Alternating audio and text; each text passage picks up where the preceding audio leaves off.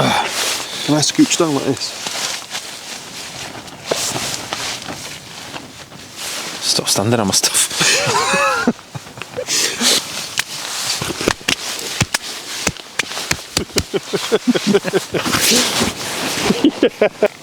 Right. Welcome to... Cheers, mate. Yeah. Should start with a bit of manners, shouldn't we? Should, hang on a minute. Cheers, pal. Cheers.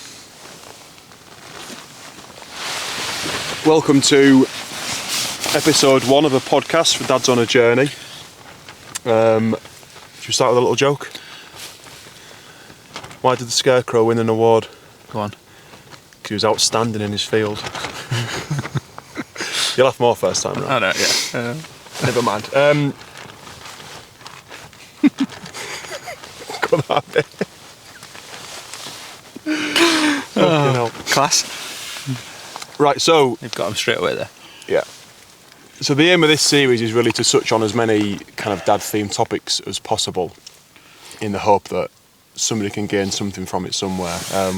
Every dad goes on their own journey, full of trials and tribulations, and I'm basically wanting to touch on as many topics as possible in, like I said, the hope that somebody somewhere can take something from it. So we're up here at Ryan's favourite camping spot, Angled Tarn in the Lakes. It is fucking freezing. Yeah, it's a bit brisk. It's alright when we're out of wind though. Yeah, well you are, because you're in the shielded bit and you've sort of stuck me in the corner. It's your podcast. It's a joke.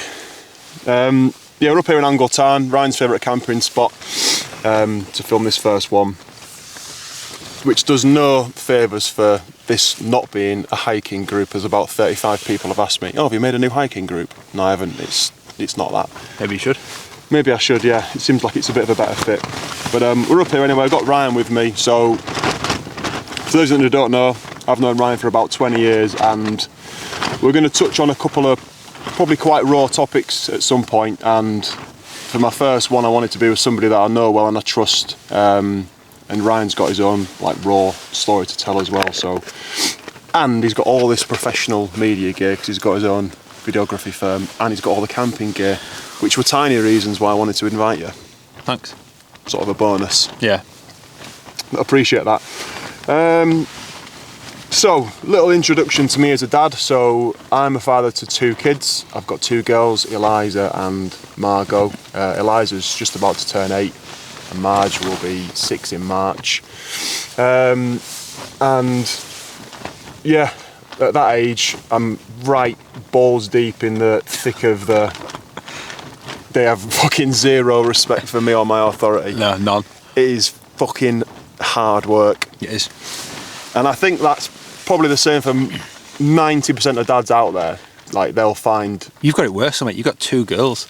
Yeah. It's easy with Fred, and like he's easy. He's like a little fucking Labrador. Like, feed him, wipe his ass. He's happy. Burn him out with energy. Girls, Well, I've got 3 women in my house, so it's just an estrogen-fueled... That's your problem. ...cesspit, for want of a better phrase. I'm glad you're happy, though. Well, yeah. Hence camping in the fucking freezing night. Getting as far away from them as physically possible. No signal. Yeah. Cut that, add this bit in. So that's me and my kind of the space I'm in as a father right now. Do you want to tell us about yours? Yes, well, similar really. Well, more of these. Same but different. Yeah, I've got 2 little ones myself. Thea's 6, Fred's good dad. Thea's not 6, she's 8. Thea's 8. Thea's 8. Freddie's 6. So similar ages to Liam's little one. Little ones. I did have we'll touch on my story in a bit. I did have another daughter, but unfortunately she passed away. So that's something else we'll talk about later on when probably we get a bit deeper. But yeah, just similar to you, mate. Just constantly finding my feet with it all. It's the best job in the world, but yeah, it's fucking hard. Like, I love them to bits. I was saying this today to someone on a call, and just they're the best thing that's ever happened to me. But I don't know if you are a parent, if at least once a day you're not like, fuck off behind the back. You know, it's like Fred's, he's just awesome, like the most lovable, compassionate little lad. Going through a bit of a journey with him with ADHD at the minute. So he's just figuring out his own emotions and stuff. And then Thea's she's 8 going on 21. Most emotionally intelligent being I've ever met. Outsmarts me on a daily basis, so I can't wait till she's a teenager. So yeah, obviously I'm a single dad. I'm with my partner Jen now, but me and the kids' mums broke up like back 6 years ago, right at the start of while Fred was still in the belly. So yeah, it's been figuring out on my own from time to time. Massive help of my mum as well. But no, you've done a good job, mate. You've done a great job, to be fair to you. So going into something a bit more positive then, we wanted to kind of touch on the things we kind of really embrace and love about being dads. And for me, it's a bit soppy, but like the thing I love the most about being a dad is seeing my 2 girls become nice human beings. Yeah. And I know it sounds like a bit soppy, a bit generic, a bit of a cop-out, but like that's the thing I take the most. Obviously I love, I take Eliza to football. She's arguably worse than I was at football, to be honest, but that's another story. She's better than you at swimming? Yeah, she's better than me at swimming. So she can swim? She can swim, so by extension. 37-year-old can't swim a fucking length. I've got my butterfly 25 metres. It's only because you can stand up in deep end. Yeah, fair enough. Yeah, she's better than me at swimming. She's terrible at football, and I enjoy all that stuff. Like, I love taking them to sport. They're both like sporty kids, and the nice thing for me is that like they don't play sports that I ever played. So for me, it's something new. And like Marge is banging to gymnastics, and she's good at it. To be fair, like she's fucking nearly caught Eliza up, which is a bit embarrassing because she's 2.5 years younger than her, and she's 1 grade behind her now. But Eliza don't really give a shit. She's happy to go there, and I think Eliza takes the social element out of sport more than anything else, more than the competition or the ability or anything. She just loves being around girls her age having a laugh, and you can't ask for more than that from your kids. But going back to my point, like I think watching your kids become nice people is the nicest thing for me. We had a little assembly today for Margot. They call it the Book of Brilliance at Carlton School, and she got the award for. There was a supply teacher for a week, and I remember a supply teacher week. It was fucking ace. Like you just take the piss non-stop, and you look back and think, how shit must that have been for that supply teacher? I was privately educated, mate. Prick. Fucking Tory boy. Cut Tim that bit nice out. but dim. Cut that bit out. Fucking Tory boy. Privately educated. You might as well have just said I'm Tory. Champagne socialist. Anyway. Yeah, carry on. No. Where were we? Supply teacher came in, and we got a little letter saying Margot's been nominated for the Book of Brilliance, and like they get 1 kid from each class once a week, and we got invited up to the school today for assembly. Marge didn't know, and she saw, and she was like got really excited when she seen us, and then the teacher just said, I was away for a week, and when I came back, the teacher came and said, Margot helped me feel so welcome as a teacher, and was helping me out, and I thought that's lovely. That doesn't come from me, but for me that's where I would take the most nourishment. Don't do yourself a disservice, mate. You're really sociable. Like you've got your streak to you, but like you said, that's a fun streak. But you've got that does come from you. You are a pretty sociable, polite lad. It's the last nice thing I'll say about you on this podcast, but it does come from that. But you're right. That's the main thing in it. When someone says we went to a christening it was Jen's nephew's christening on Sunday. And took the kids with us. And basically, they were sat in the church. I mean, it's 45 minutes sat in a church for a christening is hard at the best of times. But when you're 6 and 8 and you've know what to do, they just sat there perfectly, like quietly. And then at the do afterwards, everyone just came up and said, "What lovely kids! Like really polite, really nice kids." And you're like, do you know what? There's nothing. No amount of awards at like sport, like gymnastics or all else. It means fuck all when. They're a good person. Yeah. And when someone says that your kid's kind, honestly, it moves me to tears. Yeah. Because you think you're doing something right. Because they get that from the nurture. That's where they get it from. And you think, well, if I'm bringing them up to be nice, decent kids, you know what I mean? It's a testament to them and to us as parents. So that's it's really nice to hear that. You can take the rough and the smooth, can't you, with that? Yeah, when the little arseholes, it's probably come from us as well. Yeah. In reality. But, no, that's nice to hear. Right, moving on to the, let's say the more challenging, probably slightly darker stuff. We'll talk about biggest kind of challenges as a dad. So for me, it's a hard one for me because the obvious one is Eliza being born super early. Again, she was born at 28 weeks. World Prematurity Day today, 17th of November. Is it? Bit of awareness. World Prematurity Day today. 90,000 babies a year born early in this country, under 37 weeks. Really? Yeah, genuinely. Eliza was born at 28, so that came with its own challenges because at 28 weeks, the baby's nowhere near ready to come out. I remember that. I remember where I was when you messaged and said, "Oh, we read," and you got a message. You went, "She's had the baby." I was like, "What do you mean she had the baby? It's fucking 12 weeks away yet." Yeah. Arse fully fell out. Like I'd been out for a bite to eat before, and we were living in Saddleworth at the time with Philippa's dad. We'd sold our house in Huddersfield, and then we kind of didn't. We knew where we wanted to be, but we hadn't found a house, so we said, moving with Philippa's dad. That was fun. 6 months with a father-in-law. So I was living in Saddleworth, and then we'd been out for something to eat on a Saturday night, and then Philippa was on the loo, having a pee. She goes, "Liam, I think my waters have gone." And I was like being a fucking naive bloke. I was like, "You're just having a pee, like, don't be stupid. Yeah. You've got like 3 months to go." She goes, "No, genuinely, like." I said, "Right, get on the bed." And I can't remember what we did. But I think it was apparent that she'd not just pissed herself. And we were like, fucking hell, like, we better go to the hospital. So I fired her down to Calderdale Hospital. And they were like, "Yeah, your waters have gone." And I was like, "Fucking, what does that mean? She's having a baby?" And they were like, No, it doesn't mean she's having a baby. They basically said, if she goes 72 hours, she's probably not going to go into labour, but she won't go full time. She might go to 36 weeks. Yeah. We were like, right, fair enough. So they said, we're going to put this injection in her, and that's steroids for the baby's lungs if she does come early. Yeah. So we sat and waited. Got to 73 hours. Nothing had happened. We're like, right, sweet. Let's get going. And then literally in the 73rd hour, Philippa was like, "I can feel like my stomach cramping." And they were like, "Yeah, she's coming." So fucking got whisked away.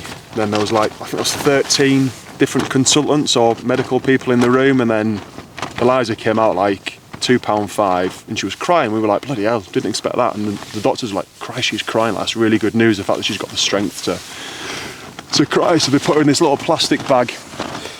Like, obviously her head was out of it. Wouldn't have been a good medical practice.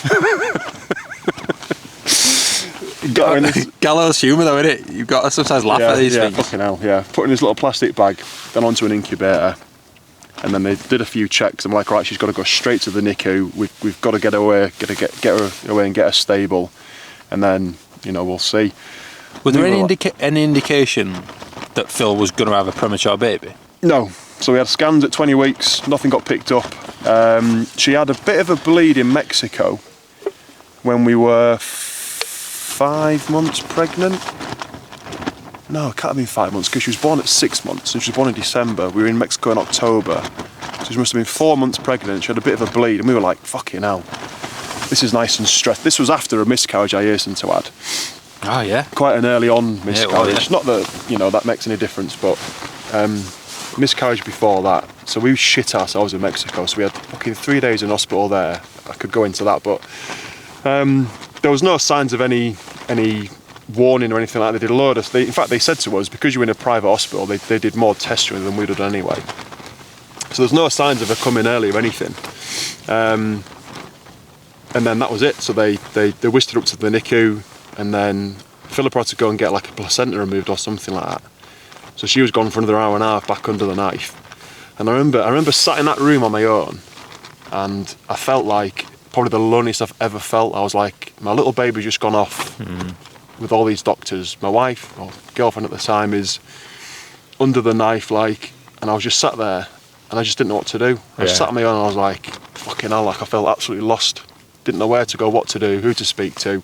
Just sat there, just fucking twiddling my thumbs, waiting for somebody to say something. Yeah, it was rough. And then eventually, like, I got whisked up to the NICU, and the nurse like took my hands and said, like, your daughter's really, really early. Like, you just got to take each day. And I was like, well, what does that mean? Like, and I remember ringing you, Well, obviously you'd had your fucking more than fair share of drama, and you just said to me, stay off Google because you'll always find some horror story that makes you shit yourself. No one ever puts good news on Google. It's like writing a bad review, and everyone writes a bad review. Yeah. No one gives you any positive news. But I remember you saying to me, like, I remember you said, do you want to know what the percentage of babies born at that age survive? And I was like, well, I don't really know, mate. She goes, well, you said it's really, really high. I said, well, yeah. And you were like, it's 95. I was like, oh, fucking all right. That made me feel a bit better. Because then I thought, well, that's 1 in 20, innit? So, Yeah.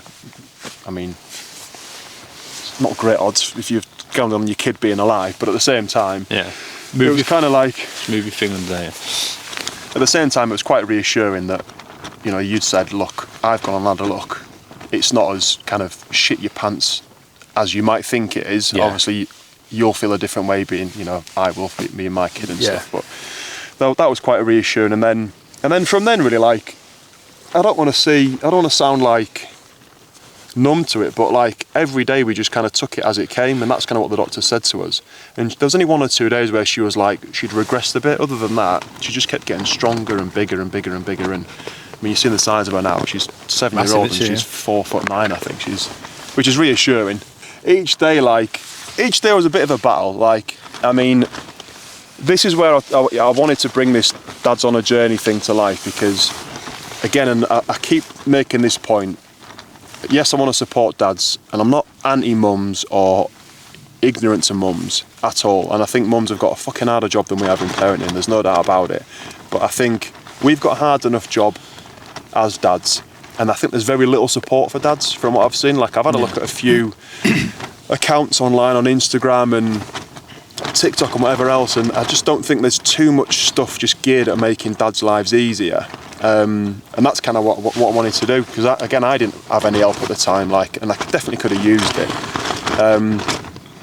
So yeah, the days were long. Like, I was up at 5:30. I was just not long started as an insurance broker, so I was bombing into Leeds from Saddleworth to miss all the M62 traffic, working until probably 7ish to avoid the traffic at the other end. I'd go from Leeds back to Calderdale Hospital.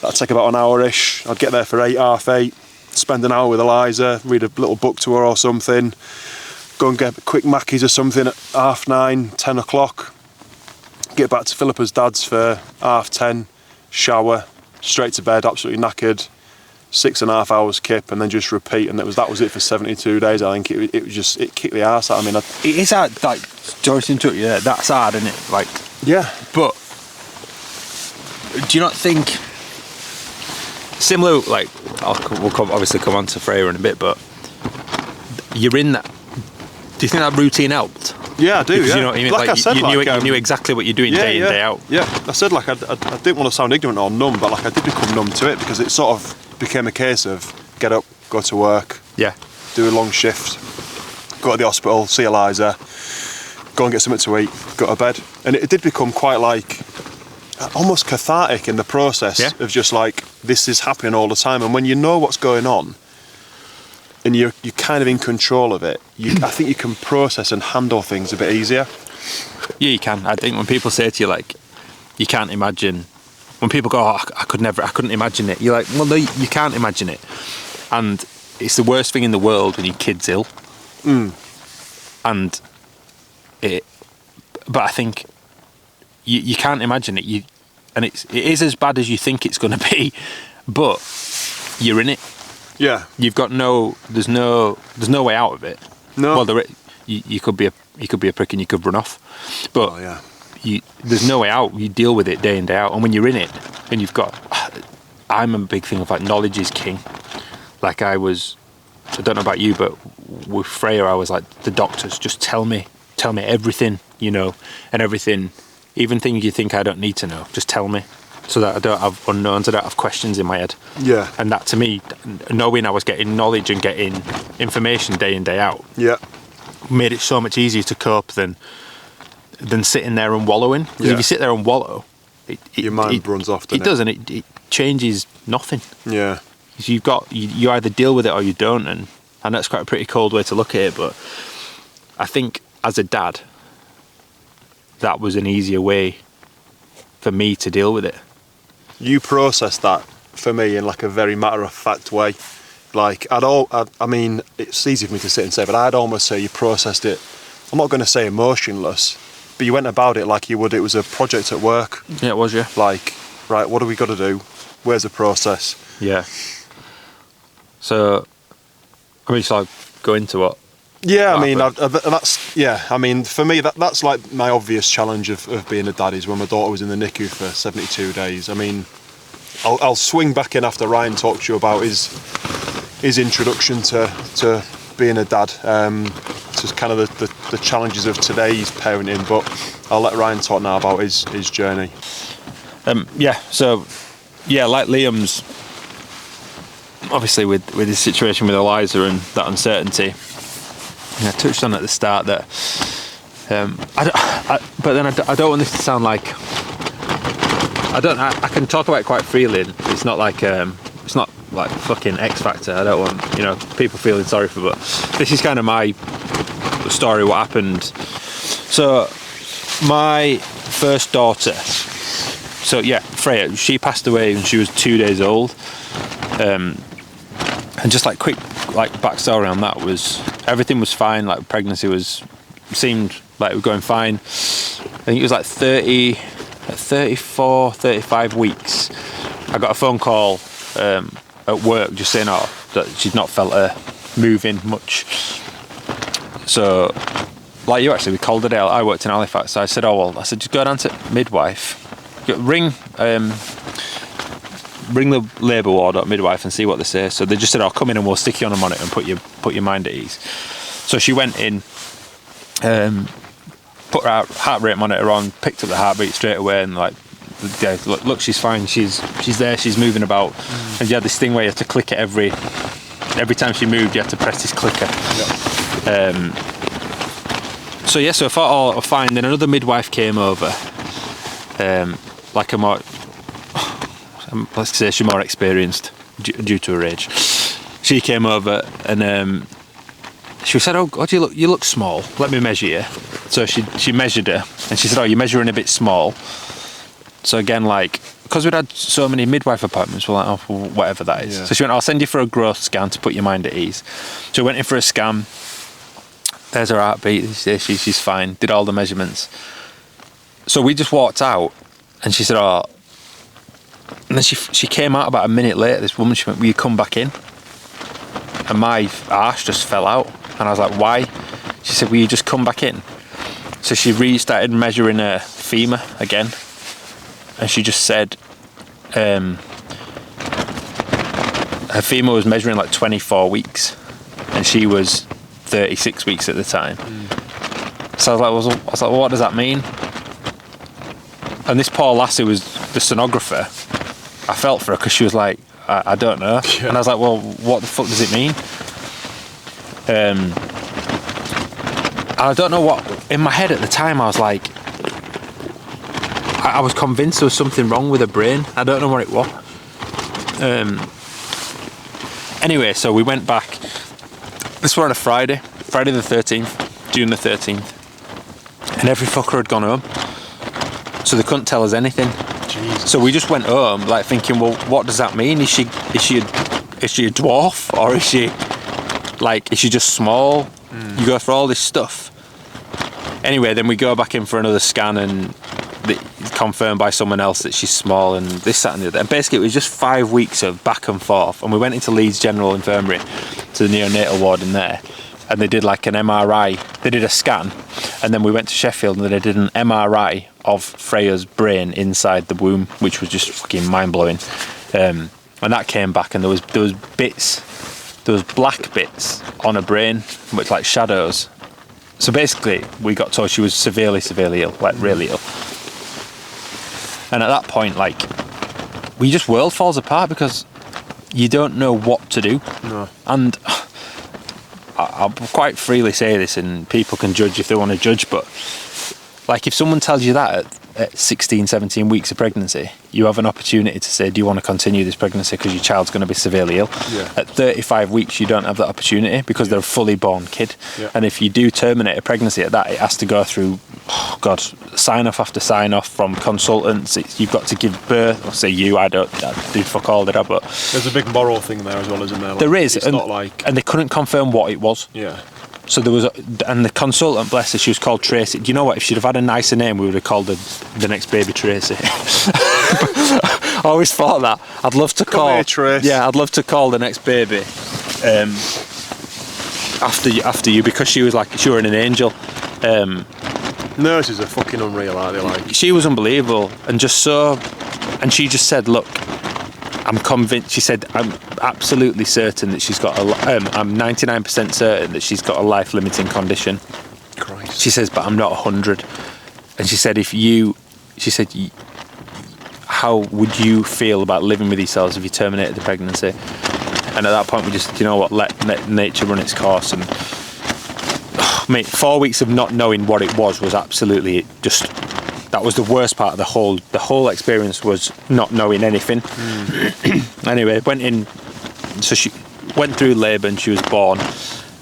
She came out, she cried, and they took her off to ICU. And that was it. That was like 2 o'clock in the morning, and they took her off. And then I remember at like 8 in the morning, might have been a bit early, I can't remember the exact time, we got a chance to go through to ICU and see her, and they were doing the rounds, and she was tiny. She weighed 2 pounds, so she was obviously really tiny. And they were doing the handover with a consultant, and the consultant was a lady called Sharon English, and she was, again, absolutely amazing woman. And she was going, right, and this is what's happening, And I just said, look, Sharon, is she going to die? And she just put her hand on my shoulder. She said, yes, she is. She said she can't sustain herself off these machines. Which is probably the worst thing you'll ever hear, when someone says, yes, your child's going to die. But to your point, my brain then just went, right, I know what's happening now. I'm not wondering what if. And when they went through the reels of the run of what was wrong with Freya, like she was blind, she didn't have a spleen, those things that we saw in the MRI that were shadows were actually holes in her brain. Really? Just bless her. She was beautiful, absolutely beautiful, but she was tiny, and she wasn't compatible with life, I think is what one of the doctors said. Which makes things easier to accept, because that's not a life for her. And at the time, I mean, I still probably would think it now, but 39 now, at the time I was 30. That's not a life you expect to live as a 30-year-old, when you've got these ideas of what you think life's going to be like with a kid. Yeah. To think, is this 24-hour care sort of thing? So that was really tough. But then, yeah, at that point, I probably went about it not the wrong way, because I went about it the way that naturally came to me. But in my head at that time, I was like, I didn't know Freya from anyone else. Do you know what I mean? Like, Tasha Freya's mum, had bonded with her at the time, but soon pregnancy had come into it. Whereas I think as a dad, just jumping into another subject quickly, as a dad, even with Thea and Fred, like, I felt this immense protection of them as soon as they were born. But when I hear people say, like, I fell in love the second I saw them, I'm like, am I weird? Because I didn't feel that. I didn't feel that. I felt this immense. You're responsible. This responsibility. But that thought of love, I was like, oh, it's about a year for me until I felt like I bonded with Eliza. Yeah. It was like about because the first 12 months I was facilitating nappies and bottles and stuff, which is that was my way of helping. That's your role, I think, as a dad. But I think mums have 9 months head start on us of building a bond. So if there's anyone watching who says, like, or listening who says, like, I feel weird because I didn't fall in love the second I saw him, some people, I think will, but others, I think it'll take time. You will fall in love with that person because they become the best thing in the world to you. They're amazing having kids, but It's like anything, you build a relationship. Anyway, sorry. So back to Freya. I took that mentality of, I've not built a relationship, therefore I won't grieve. What do I do to manage this situation for, at the time, Tasha? How do I make sure that she's all right through this? My mum, because she'd just lost a grandchild. I went through all these things about what people had lost, not once thinking, this it sounds like I'm being a martyr, but like, what have I lost? Yeah. Do you know what I mean? Like, in my head at the time, I'd lost an idea of what life was going to be like afterwards. Yeah. I didn't lose. I didn't have anything to lose at the time. Sounds awful, but that's how I felt. And I went into this project management mode of, right, how do we make this right? And then that happened, and then because Freya died after 2 days, we did go in, like, change a nappy and do all these things, and you do start to, and it's almost like I didn't let myself kind of create that bond. My mum came in and saw her, and seeing my mum sat with her holding her hand and stuff, like, my grief was for my mum, and my grief was for Tasha, and for my dad didn't want to come and see her. I think he deals it the same way me, you know, like, if you don't see it, it don't exist. And another generation. Yeah, and I remember the hard thing was leaving the hospital, leaving her. That was really tough, because you're like, what the fuck happens next? And then we go through post-mortem and everything else. And long story short, she had a genetic condition called osteocraniostenosis. Write it down, Google it. Which is effectively the rarest genetic thing. I think at the time there was 3 babies in the world who had this, who had recorded with it. Ever at the time in medical history. Jesus. Which was Freya, and Freya was one of them. Christ. And get this right, the other one was in California, one was in the Netherlands, and the person who was doing Thea's post-mortem, supposed to be doing post-mortem, was ill, so they brought another one in, this German lady, and she'd done the post-mortem of the other baby in the Netherlands. So of the 3 in the world, she'd done 2 of the post-mortems. But what we found out afterwards is a lot of pregnancies, like that, so miscarriages, early miscarriages, unfortunately are probably babies who have got genetic conditions that are not compatible with life. So it says something about her that she made it all the way to the end. But what it also told us was it's not going to happen again. Yeah. I think it was like a 1 in 2 billion chance or something.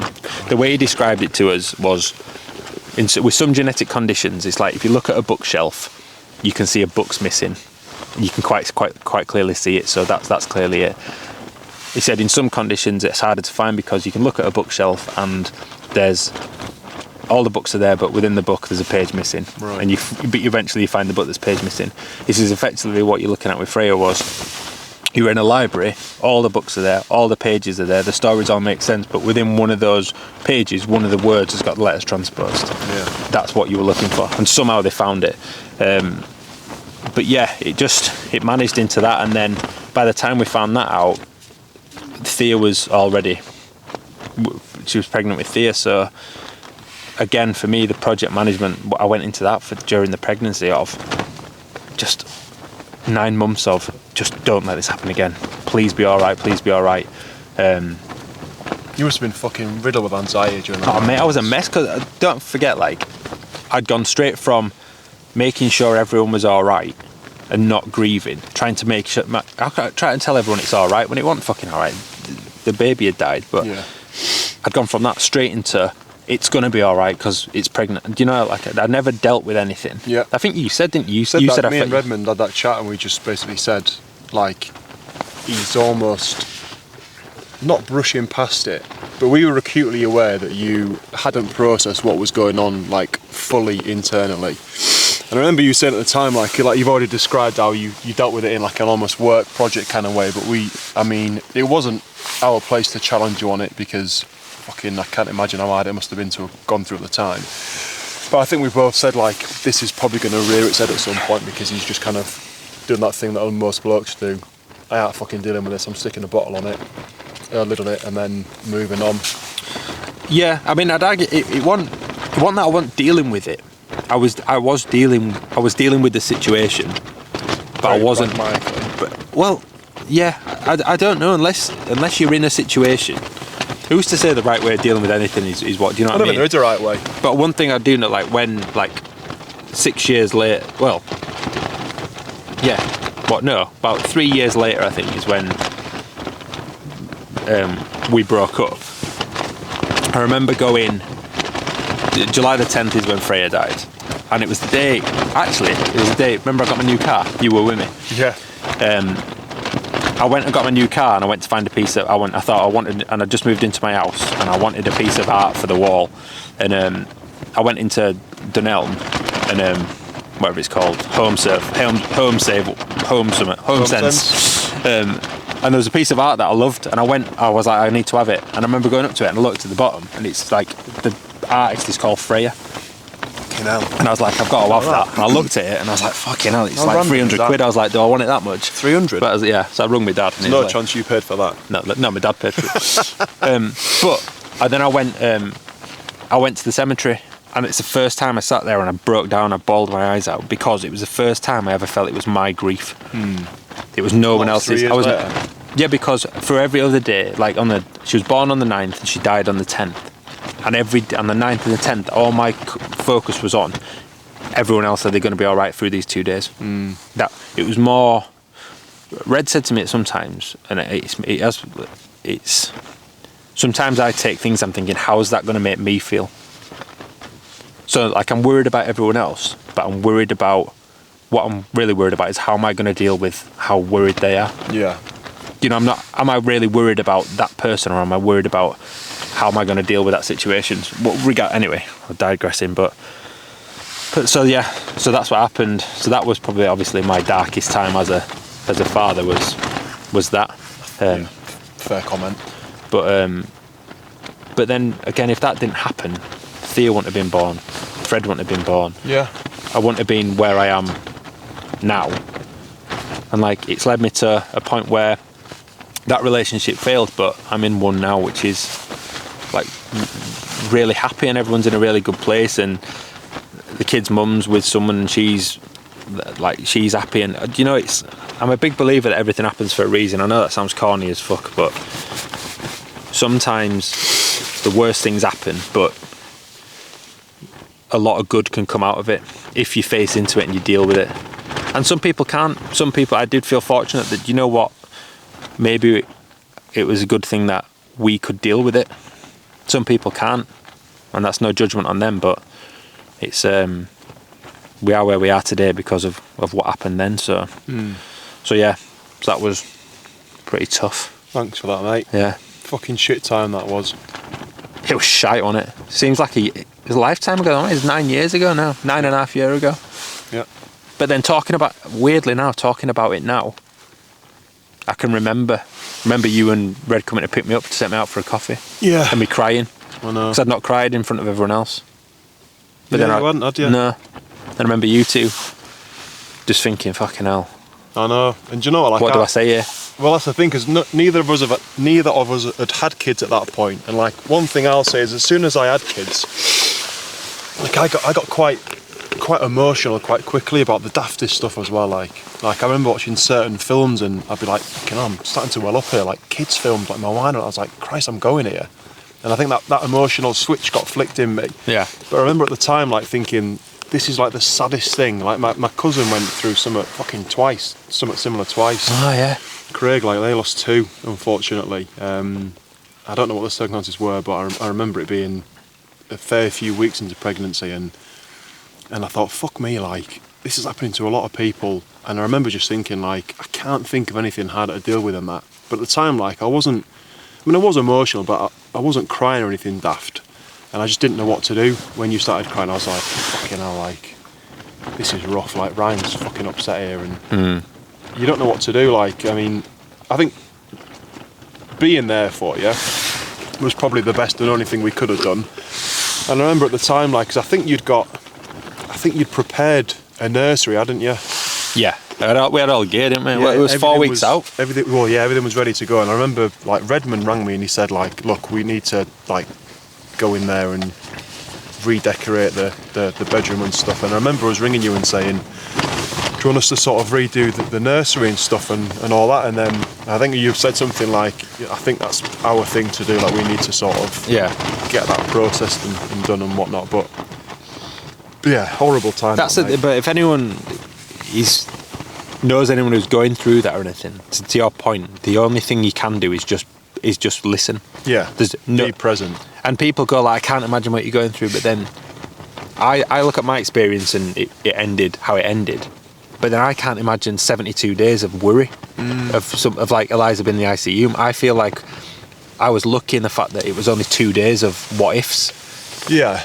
And you compartmentalize, because everyone's shit is grief's their own. And I've known friends who, like one of my mates from rugby, I won't name any names, but they had miscarriages, and he was like, I'm a bit embarrassed to tell you because of what you went through with Freya. And I was like, well, fucking hell, mate, that's the most important thing to you. And it is the grief of an idea, like an early miscarriage. Yeah. As soon as you find out you're pregnant and you're excited about it, you're planning.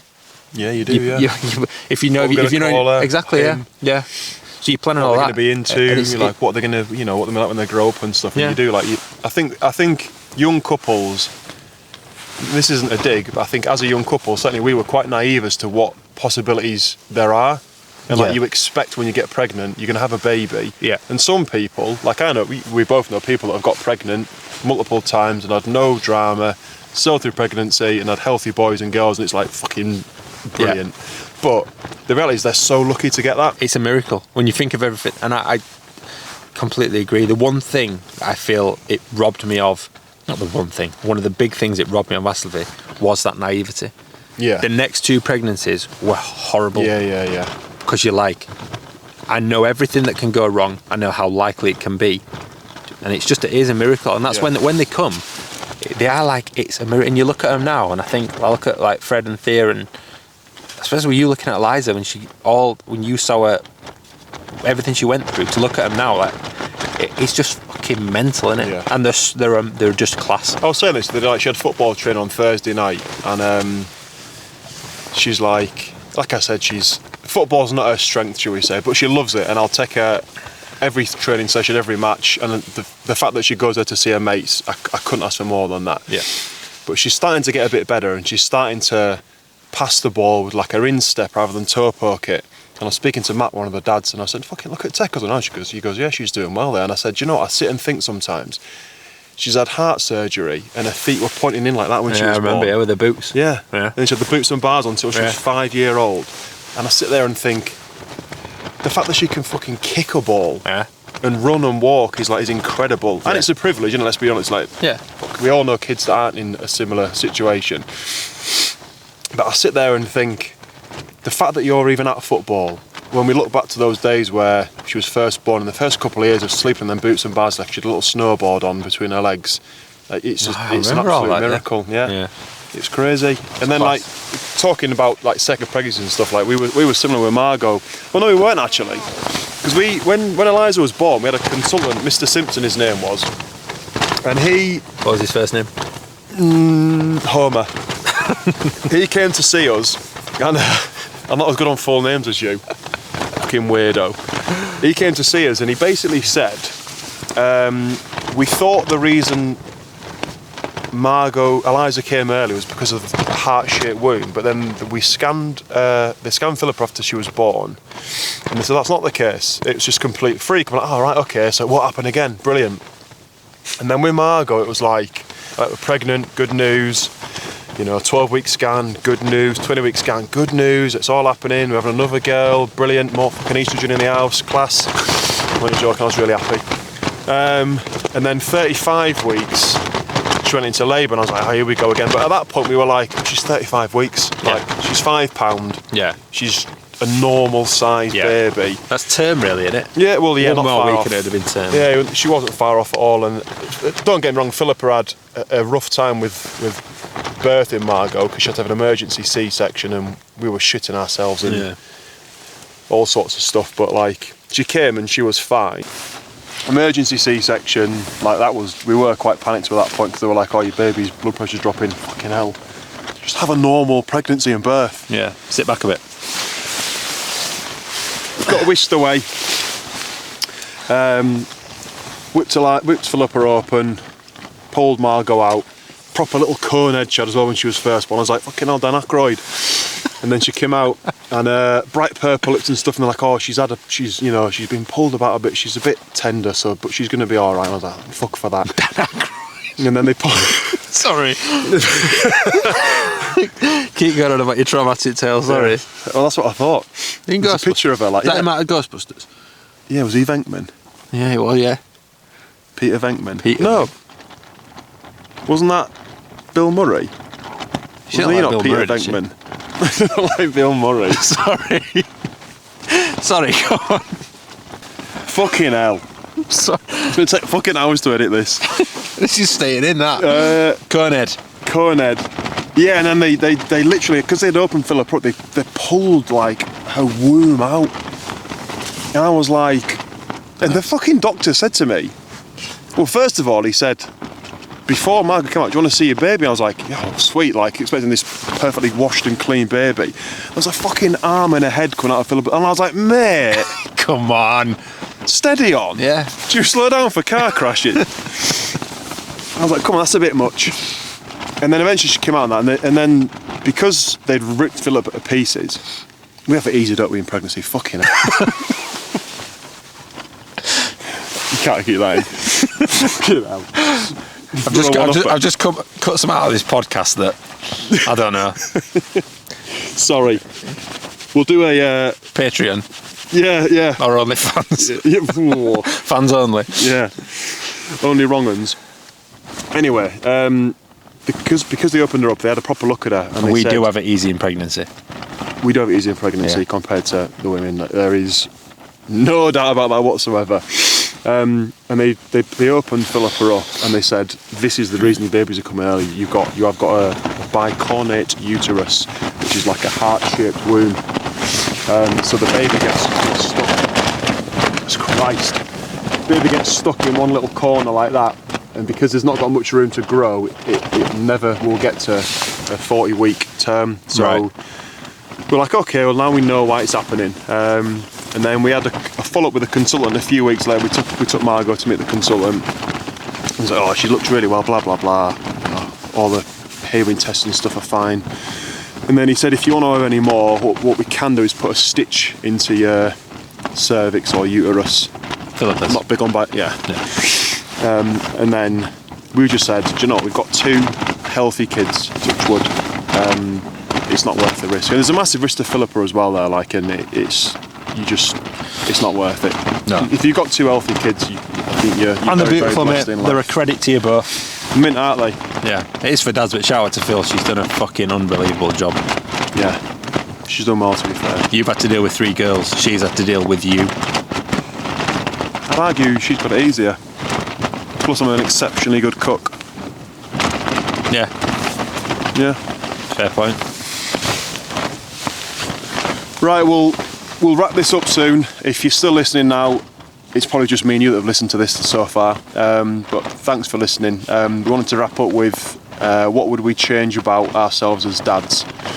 And I think what I would say is, like, we're going through a bit of a discovery with Eliza with regards to ADHD. And a part of that process, like, I've done a load of research myself, and you laugh when I told you this, but I said I took an online test and it was like alarm bells were ringing. Yeah, you've definitely got ADHD. And you just laughed and said you'd forget to. I just can't believe you had to do a test. So yeah, it was like, well, the thing is, because when I looked into it, you've definitely got it. Yeah, thanks. There's no point talking about you. Well, we're not. But when I looked into it, I did a bit of research. A lot of the information was from America, and I'm not quite certain we're on the Rogan level of podcast audience yet, and I don't think we'll reach the other side of the pond. But a lot of the American stuff, for me, they throw drugs at every fucking problem. Yeah. Let's be honest. Yeah. Your kid's not right, give them that. Yeah. Rather than fucking take them for a run or something, let's just chuck a pill at them. Anyway, broad statement. And but I was quite like, well, true. But a lot of the ADHD stuff is American, and then I eventually found a book by a lady down south. I forget the author's name, and the title of the book is How Not to Murder Your ADHD Child. That's the title of the book, and I thought, that's uplifting. You're right up my street. Yeah.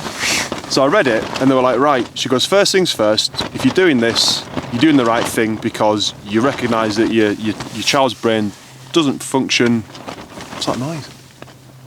Helicopter again. Is it? I don't fucking know. Is it a quad bike? Oh, fucking something coming to kill us probably. So they said, Not before my tea. if you, yeah, Sorry, carry on. Back to your ADHD. sorry, I've lost track, haven't I? Oh, The irony. So they basically said, fucking hell, Liam, if you're doing the right things if you're doing the research, but if you've, there's more correlation between ADHD passing from generation to generation than there is height and eye colour. Really? And I was like, fucking hell, yeah. Yeah. And then Philip was like, well, it's definitely you. I accept that. Yeah. So, like, going back to the one thing I would change about myself is having more patience with Eliza.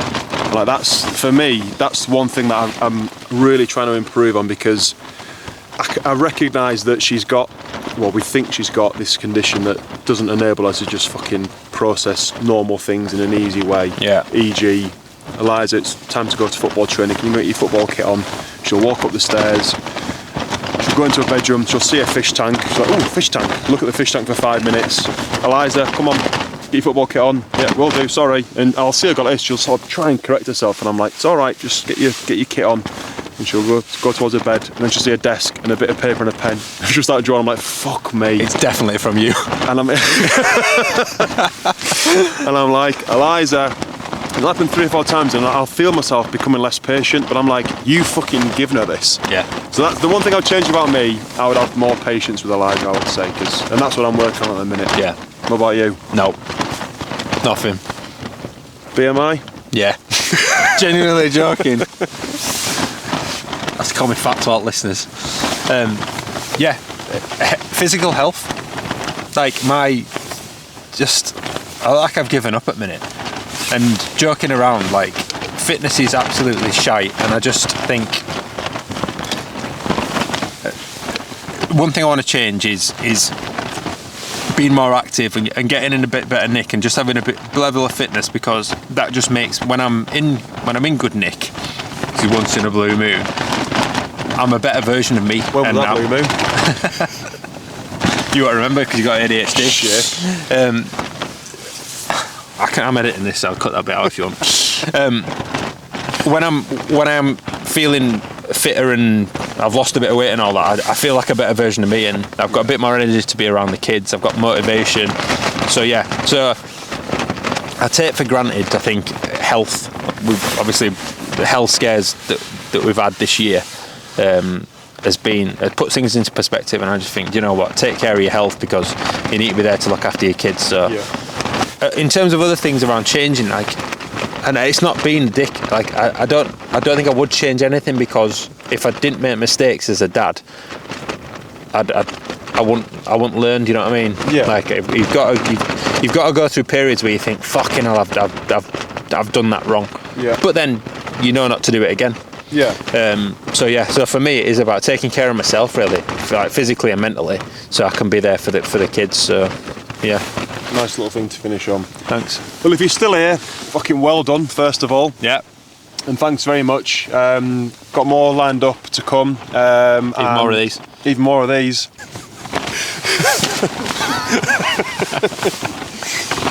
So yeah, thanks for listening. And it's fucking freezing in the Lake District. We're going to have some dried pasta now, which I can't wait to eat. We're going to rehydrate it. Yeah? Yeah? Nah. Sweet. Thanks for listening. Cheers.